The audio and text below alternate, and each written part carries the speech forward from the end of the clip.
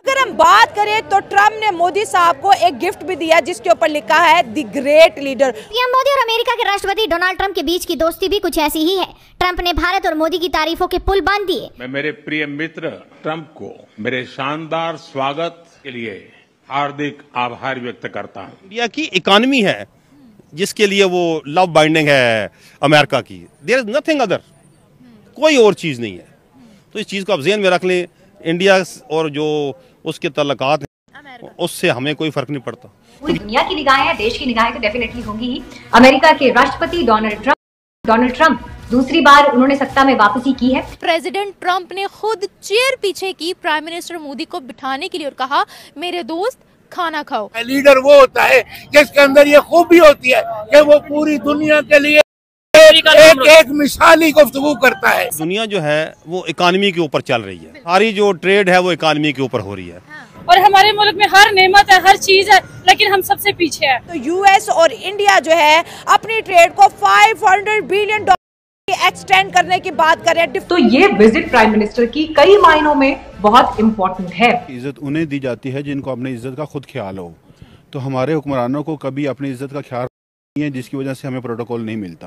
America और India की बढ़ती हुई नजदीकियां पाकिस्तान के लिए खतरे की घंटी हैं या नहीं? कि पाकिस्तान के लिए नफरत और दुश्मनी खत्म नहीं हो सकती। प्राइम मिनिस्टर मोदी को क्यों इतना प्रोटोकॉल मिलता है? को प्रोटोकॉल लेना आता है, वो अपनी इज्जत का ख्याल रखते हैं, हमारी तरह कशकोल लेके दुनिया में भीख के लिए नहीं निकल जाते, इसलिए उनको प्रोटोकॉल मिलता है। नमस्कार, प्रणाम, राम राम। दोस्तों, मोदी और ट्रंप की दोस्ती पूरी दुनिया में तहलका मचा रही है और इस दोस्ती को देखते हुए भाई पाकिस्तान के मुस्लिम ने ऐसे ऐसे बयान दे रहे हैं कि भाई वो बयान आपको सुननी चाहिए। चलते हैं पाकिस्तान, देखते हैं पाकिस्तान के मुस्लिम इस मुद्दे पे क्या क्या बोलते हैं। पहले आप इनकी बातें सुनिए। लेकिन सर, अमेरिका दुनिया की नंबर 1 इकोनॉमी है। जी जी। 5वें नंबर पर इकोनॉमी है भारत की। जी जी। तो दुनिया की नंबर 1 जो सुपर पावर है वो इंडिया की चापलूसी कर रही है। वो इसलिए कर रही है, देखिए ना, अब जो चाइना है, जो नॉर्मल यूटिलिटीज की चीजें हैं सारी दुनिया में चाइना की इस्तेमाल होती हैं।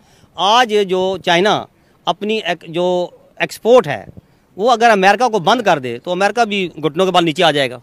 देखिए ना, अब देखें ना कि अगर हम उसको ज़रा ब्रॉडर सेंस में देखें तो वॉल्यूम ऑफ जो बिज़नेस है वो कितना ज़्यादा है। देखें, हर जो अमेरिका है उस वहाँ पे क्या होता है, जो मर्जी हुकूमत आ जाए उनके जो बेस लाइन होती हैं वो चेंज नहीं होती।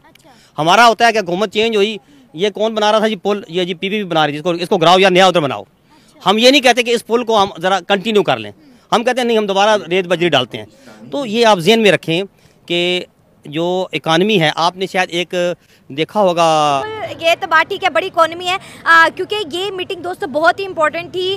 यूनाइटेड स्टेट ऑफ अमेरिका, जिसको हम एक्चुअल में सुपर पावर मानते हैं, वहाँ पर जी एक साउथ एशिया से एक लीडर जाते हैं और बड़ी बड़ी कामयाब डीलें करके आते हैं। दोनों की बॉडी लैंग्वेज बता रही है कि मोदी साहब भी कुछ लेके जाएंगे और डेफिनेटली वो जो टैरिफ का मामला था कहीं ना कहीं पे वो भी मुझे लगता है कि वो जो कहते हैं ना टफ निगोशिएटर में जो है वो टफ नेगोशिएशन में ना ये भी बात हुई है। अब टैरिफ में ना टैक्सेस जो होते हैं ना वो 2 तरह के होते हैं, डायरेक्ट और इनडायरेक्ट टैक्स। और जो डायरेक्ट टैक्स होता है ना, उसके आगे ना फॉर्म्स होती हैं, उसमें प्रोग्रेसिव टैक्स होता है, उसमें एक टैक्स की टर्म होती है रेसिप्रोकल टैक्स होता है, एक आप ले कह लें कि इनवर्स टैक्स होता है। इनवर्स टैक्स ये होता है कि इनकम बढ़ने से टैक्स लेवल कम होता है।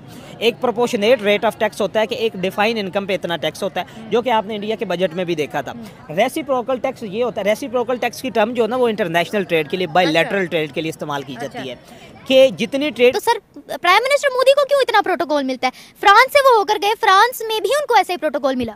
देखिए, एक तो वो मुल्क बहुत बड़ा है, आबादी के हिसाब से बहुत बड़ा है, और दूसरा उनको प्रोटोकॉल लेना आता है, वो अपनी इज़्ज़त का ख्याल रखते हैं, हमारी तरह कशकोल लेके दुनिया में भीख के लिए नहीं निकल जाते, इसलिए उनको प्रोटोकॉल मिलता है। हमारी बदकिस्मती है कि हमारे हुक्मरान जो है एक तरफ खिदमत का नारा लगाते हैं कि हम आवाम की खिदमत कर रहे हैं, दूसरी तरफ कशकोल लेके और पाकिस्तान की आवाम को मकरूज़ करने पर लगे हुए हैं, मुख्तलिफ ममालिक से भीख मांग रहे हैं। इसलिए मतलब कहीं पर भी जाते हैं तो उनके दिमाग में यही होता है पैसे देने पड़ेंगे, बिल्कुल ऐसे, इसीलिए वो फिर डर जाते होंगे। जी बिल्कुल ऐसे ही है। ये तो पिछले दिनों हमारे मोहतरम वज़ीर आज़म साहब ने एक बाहर के मुल्क, अरब मुल्क में बैठ के कहा था कि मैं जनाब आपसे पैसे मांगने नहीं आया। तो ये मतलब इससे गिरी हुई बात क्या हो सकती है कि वज़ीर आज़म साहब को खुद पता है कि मेरे बारे में लोगों की यही राय है कि आप जहाँ आ रहे हैं आप पैसे मांगने के लिए आ रहे हैं। तो जब तक देखें आप थोड़ा खा के गुजारा कर लें। जब हमने कहा था कि हम भूखे रहेंगे लेकिन हम एटम बम बनाएंगे ही, हम भूखे रहेंगे, हम पाकिस्तान को आगे लेकर जाएंगे, वो नारे अब ख़त्म हो गए। अब वो नारे को नहीं लगा। ये सुन के नाजरीन ऑडियंस को भी हैरानगी होगी कि दुनिया में सबसे बड़ा ऑयल प्रोड्यूसर कंट्री जो है वो सऊदी अरेबिया और कोई खलीजी मुल्क नहीं है, बल्कि वो अमेरिका इटसेल्फ है।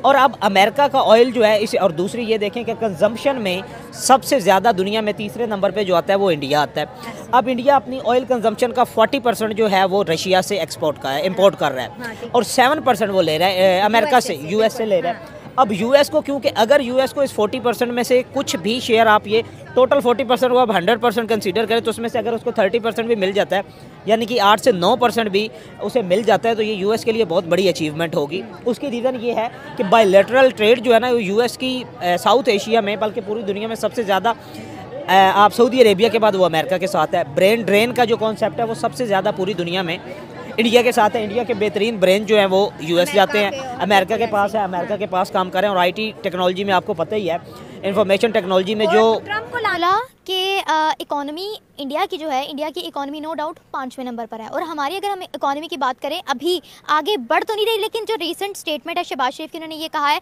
कि हम रेडी हैं कि हमारी इकोनॉमी जो है वो आगे बढ़े। फॉरेन कंट्रीज़ की यहाँ इन्वेस्टमेंट थोड़ी रुक गई है, क्योंकि आपको पता है टीटीपी बहुत एक्टिव है पाकिस्तान के अंदर, BLA बहुत एक्टिव है पाकिस्तान के अंदर, जिसकी वजह से वो कहते हैं कि हमें ख़तरा महसूस होता है पाकिस्तान में आने के लिए। दूसरा ये पॉइंट हो सकता है कि जो अमेरिका और इंडिया है, दोनों के सामने चाइना है और दोनों ही चाइना को काउंटर करना चाहते हैं, तो मे भी उनकी ये एक पॉलिसी हो कि चाइना को काउंटर करना है, लेकिन बीच में पाकिस्तान कैसे आ गया? देखें हमारा तो CPEC भी उनके साथ खसारे में जा रहा था। हमने कहा CPEC 2 पे हमें आपकी फंडिंग चाहिए, आपका पैसा चाहिए, तो चाइना ने मना कर दिया, क्योंकि उनके सिटीजन्स पर भी यहाँ पर अटैक हुआ, और उस साइड पर खिसकने भी नहीं देते BLA वाले चाइनीज़ को।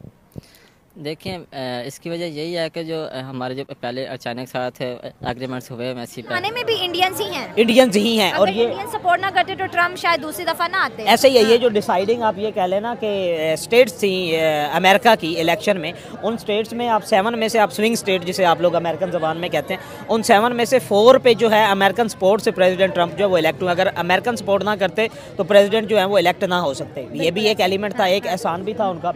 दूसरी बात आप ये देखें कि जो सबसे इंपॉर्टेंट पॉइंट ये था वो ये था कि ट्रम्प खुद को ना, आप ये कह लें कि emerging leader of the world, वो मानता है खुद को, ठीक है, कि दुनिया माने या ना माने।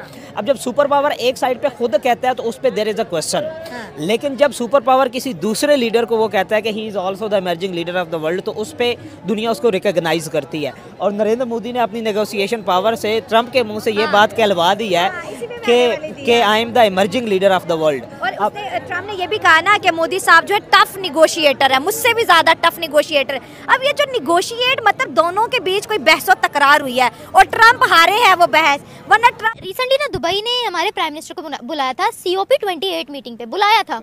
लेकिन जब मैंने मीटिंग देखी, जब मैंने पिक्चर्स देखी, तो वो मैं बड़ा शॉक्ड हुई कि वो सबसे एंड पे खड़ा किया हुआ था उनको, और वहाँ पर भी पहली सफ में इंडिया के प्राइम मिनिस्टर थे। अब मैं आपको एक बात बताऊँ, मैं आपको 2001 की बात बताता हूँ। मैं जनूबी कोरिया गया, इमिग्रेशन वालों ने मुझे रोक लिया, मेरे साथ मेरे ब्रदर इन लॉ थे। मुझे कहते हैं आपका तो हमें कोई मसला नहीं, आप सारी दुनिया घूमे हुए हैं, ये पहली दफ़ा आपके साथ आया, ये पहले क्यों आया? और मैंने कहा जी इसने कहीं तो जाना था ना, तो आज इधर आ गया। अच्छा, मैंने देखा वो बांग्लादेशी दौड़ जा रहे हैं। और मैंने कहा वो बांग्लादेशी पीपल जा रहे हैं, आप उनको रोक नहीं रहे, कहते हैं they are good people, Pakistani bad people. तो अब वो 71 में जो आज़ाद हुए हैं उनका प्रोफाइल कितना चला गया, उन्हें कोई इमिग्रेशन नहीं रोक रही, और हमें जनाब उसने वो जलील कर दिया वहाँ खड़ा करके। हमारा किरदार ऐसा है।